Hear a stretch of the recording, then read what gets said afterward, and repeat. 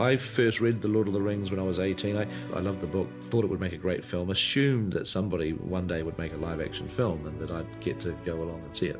I did find it was probably one of the first literary experiences that sort of really taught me the meaning of how powerful the written word is. You know, I read the books when I was in sort of 20s, and so it always left quite a vivid memory. I got hold of a copy from my dad when I was about 15, and he said, I'll give you about 6 months to read it, and I think I read it in about 2 months. I've been a Tolkien fan ever since my mother first bought the book for me when I was 12 and said, I think you might like this, have a read of this. Yeah, well, I first read The Lord of the Rings in 1961, and at that point I was totally blown away from it. It was my first year in college, and I thought, this is something like I've never seen before. The first copy of The Lord of the Rings that I ever owned was the paperback edition that had a still from the Ralph Bakshi film on the cover of the Black Riders galloping out of Bree was the image. I remember it really clearly. I've probably still got the book somewhere. Virtually everyone in a significant position on the movie knew the books inside out, had been obsessed with them for years. The first thing that Fran and I did was to take the 3 books of The Lord of the Rings and to break it down into what turned out to be a 90-page treatment. I read that in the middle of 97 and immediately was stunned that they'd actually managed to... There was Lord of the Rings, essentially Lord of the Rings. So I became a believer. It was our first pass at really cracking the code of The Lord of the Rings, is the way that I sort of think of it, as basically, you know, saying, well, the book is a great book, the story is a great story, the characters are great, but it's unfilmable, and it is unfilmable. If you were to just shoot the book page by page, scene by scene, it would just be a mess. Here you've got a book that's 1,000 pages long. It encompasses a different geography, all kinds of races of beings and creatures. It's a book that took the author 15 years to write. This is a challenging book to try and put on film. You know, I always find that literal adaptations don't work. I think you've got to find what you think is essential to the book and make your movie of that. And in that way, you know, things started to happen, like, you know, lines that Elrond would say in the book were given to Aragorn to say in the movie. You know, a line that might appear in Lothlorien was suddenly, you know, put into the minds of Moria. But nonetheless, they're still Tolkien's language. It's still his words. Miramax, of course, were the first people to finance Lord of the Rings. Credit has to be given to the fact that they were strong-minded enough to take on this incredible task. We wrote the first screenplay. We immediately were going to start working on the second screenplay. And sort of towards the end there, Miramax was starting to say, well, we really feel like we want to do it in one film. And Peter said, there's no way I can tell this in one movie and do it any justice, so I can't do that. And luckily, Miramax was like, hey, okay, fair enough. Well, you can go ahead and see if anybody else is interested. We had one chance of continuing with the project. And I said, we've got to somehow convince somebody to make 2 Lord of the Rings films. We've got 4 weeks to do it. And Peter trotted off to Hollywood, and he went to many of the studios and called upon his old friend Mark Gordesky, who was an executive at New Line. And Mark set up a meeting with Bob Shea. Bob is impossible to read. He's a completely inscrutable sort of meeting. And you can't really tell how well you're doing. So he made this, Peter and Fran made the presentation, showed a lot of mock-ups, showed the tape, played the tape, lights came up, couldn't read the situation at all. Bob looked at Peter and said, now, Peter, why would anybody in their right mind make 2 movies? Which shattered them both, because they didn't quite know what he meant. He said, this is 3 films. Well, thank God for that decision. Once New Line were on board, we had to basically take our 2 scripts that we'd written for Miramax, and we had to now reorganize these into 3 different movies. And that really involved a total restructuring, page 1 rewrite, basically. Philippa Boyens, she's one of those people that had read Lord of the Rings like once a year, every year, since she was 16 years old, and knew everything about Lord of the Rings. And so we invited Philippa on board. The collaboration between the 3 of us came down to Fran and I working incredibly closely together, locked in the hotel rooms, locked in the office at home, getting the work done, Fran then taking it to Peter and reshaping. And often we'd come to bits where we knew there was action involved, so we'd just go, they fight. And it turns into 20 minutes of the finished film. Because you just knew Peter was going to come along and do it brilliantly. And they go... And the reverse, I have to say, is true. Peter did that with the kissing. He'd just hand it over to us and say, well, that's your department. There are probably some times when it was a bit of 2 against 1, when it was actually Philippa and Fran, going against Peter, and he's like the only guy with these 2 women sort of pounding away on these issues. It tends to be me on the laptop because I'm the fastest typist. I'm sorry, guys, but I am. Fran always, she likes to write by hand, and her scripts are the ones that are covered with writing. I like to keep my scripts really clean. It's scrawled all over.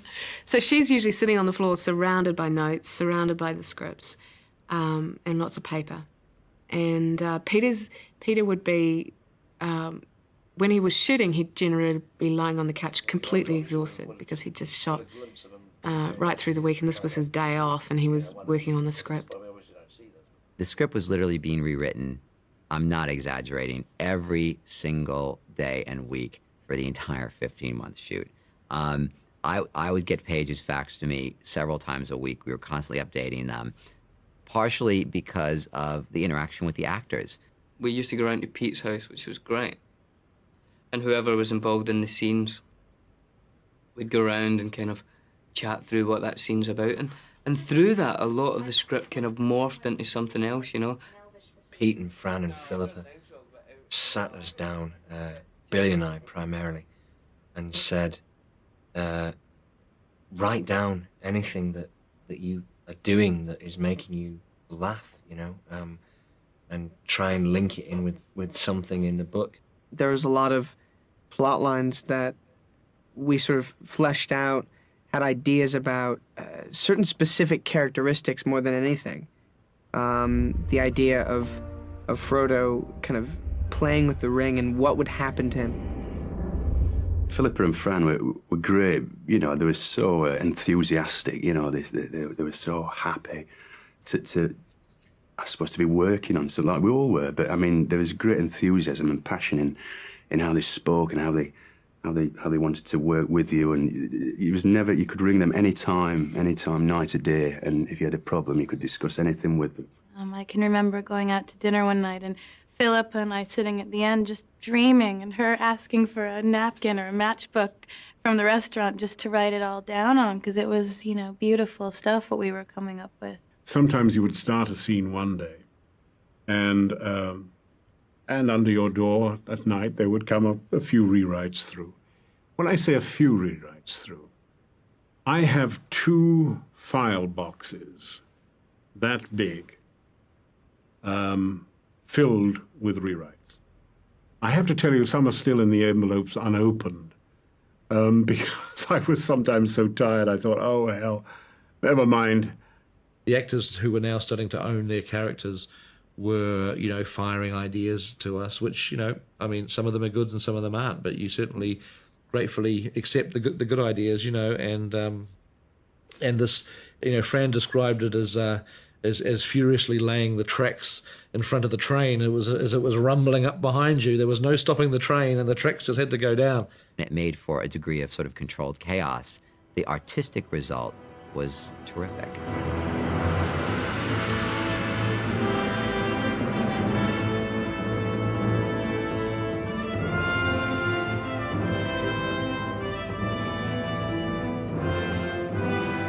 The scenes that have been hardest to translate from the book into the film are actually the exposition scenes, and by that I mean scenes that have to explain a lot of detail about the plot.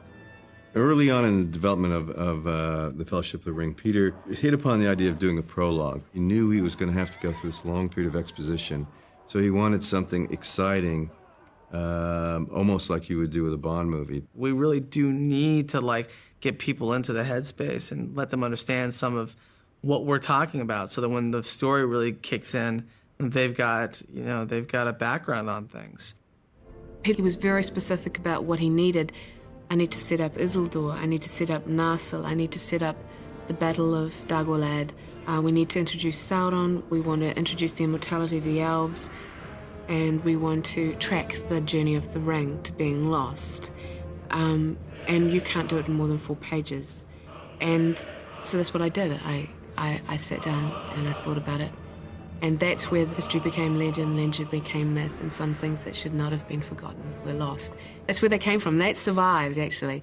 They rang me back, and they were great. They just said, "We can't believe you just did that." There are lots of things in these films which are not in the books. And I think in most cases they're improvements. Because they are scenes that do have to be seen. And they add a lot to it. Other people are going to complain about the absence of Tom Bombadil. Sad, yes, but I mean, this could go on and on and on and on and on. And the plot of The Lord of the Rings, in our movie, in its most simple form, is Frodo carrying the ring. Eventually has to go to Mordor and destroy the ring. So, you know, what does Old Man Willow contribute to the story of Frodo carrying the ring? What does Tom Bombadil ultimately really have to do with the ring? I know there's ring stuff in the Bombadil episode, but it's not really advancing our story and not really telling us things that we need to know. And if you look at the edit, we don't know that they didn't go into the Old Forest. We don't know that they didn't meet Tom. Conception, we just don't mention it. It's just left untold, is what how I like to conceive it. One of the hardest characters to come to grips with initially was the character of Arwen. She has a very small part to play in the books if you simply look at the number of pages that Arwen is in. And in order to make her a character with some weight, we have had to create more material for Arwen. We went to the appendix and wanted to draw on the appendix and the story between Aragorn and Arwen and her choices. There's a snippet from the Lay of Luthien, the song about Beren, the mortal man, and Luthien, the elf maiden, which was a story that is mirrored in the relationship between Aragorn, mortal man, and Arwen, immortal elf maiden.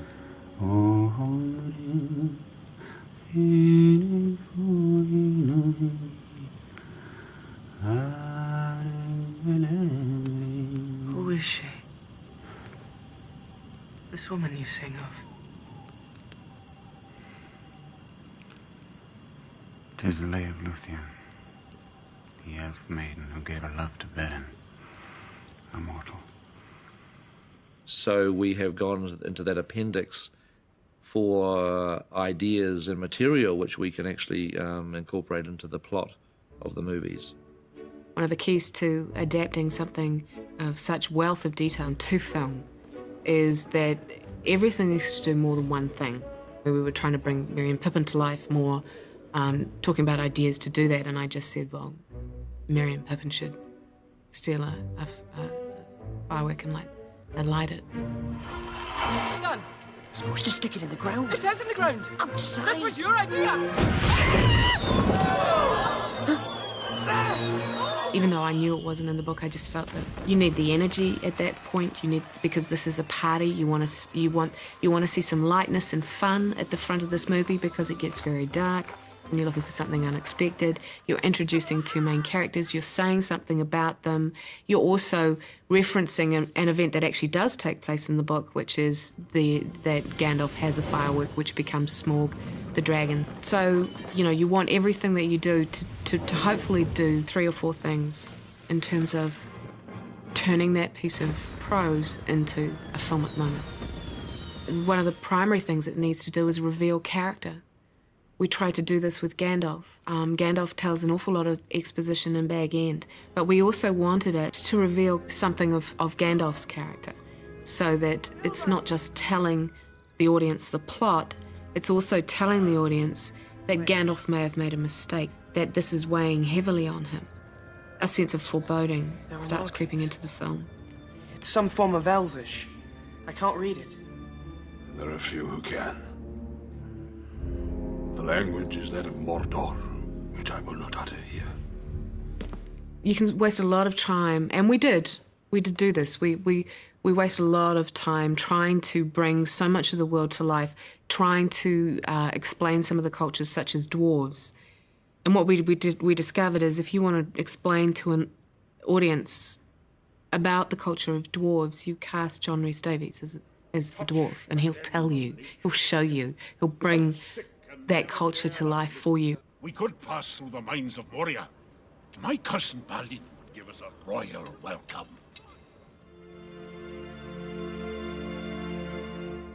Scenes like the Council of Elrond at Rivendell have been fiendishly difficult to turn into cinema because it is a group of people sitting around talking about the plot. I looked at the script page and I knew that if we shot it as it was written, it would be 30, 40 minutes long. And it's just like, couldn't do it. I think we approached Rivendell from every different direction you could possibly do.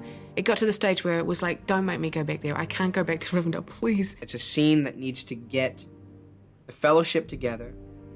To establish the ring needs to be destroyed and to establish the danger of this ring, as well as allow for that moment when Frodo decides to take the ring. I will take it! I will take it!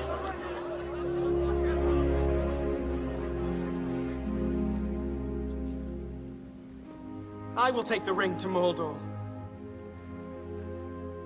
What we knew right from the word go was that the ring, as the source of evil, had to be somehow animated to almost become a character in the movie in and of itself. It ends up having personal relationships. It has a relationship with Frodo, has an intense relationship with Gollum, has a powerful relationship with Gandalf and Galadriel. This ring is evil, a presence right within the Fellowship. They will take the ring, and you will beg for death before the end. It is not yours, saved by unhappy chance. It could have been mine. It should be mine. Give it to me. Give it to me. Oh! One of the greatest things I got out of this experience, and it wasn't being able to work on these books, which I love so dearly. It was working with Peter Jackson and Fran Walsh. Peter and Fran's sort of relationship as sort of filmmakers is ideal, really, because Fran is so good at putting words down on paper, and Peter's so good at putting those words into vision. Peter and Fran are a great team working together. They actually they live and breathe the project, and they manage to keep a family life together quite successfully. Fran, who you're probably not seeing on this, is for a very specific reason, and that one of them needs to remain private. And Peter, by the very nature of what it is that he has to do, is the public face of that partnership. My abiding images of seeing Peter early in the morning sitting in his trademark shorts with unkempt hair, poring over Tolkien. And I would do the same, and I think the other actors did too. Everybody was respectful of Tolkien and mindful of the novel and had the novel in hand, physically. It was with us. Even at the end, the last day, you'd see copies laying around the set. We were incredibly lucky to have that as source material, that as reference material, that kind of Bible to keep turning back to. Ian McKellen was there, and he had the book in his hand. And he came up to me, and he was like, remember, Sam grabs Frodo's hand. The fans will be looking for that. And I was like, right. Oh, great. Thank you, Ian. Sam must hardly lift your side. We were that worried about you, weren't we, Mr. Gandalf? The interesting phenomena with our script writing is every draft that we wrote, it became closer and closer to what was in the book. It became nearer to Tolkien. They tried a lot of different things, and sometimes they were thought of going in a different direction from the book, and every time they tried to do that, gradually they find that actually Tolkien knew what he was doing with the story, and they would start going back to where he had started. I mean, there are things that sort of happened that I don't think were even within Peter's control that ended up changing the film and making it more like the book. It's almost like it was meant to be. And so, whilst we're changing plot things, we're changing some events, we're changing characters, we're losing characters, while we're doing all the normal stuff that you have to do to adapt a book, we did want to be as accurate as possible into putting his thematic material into the film.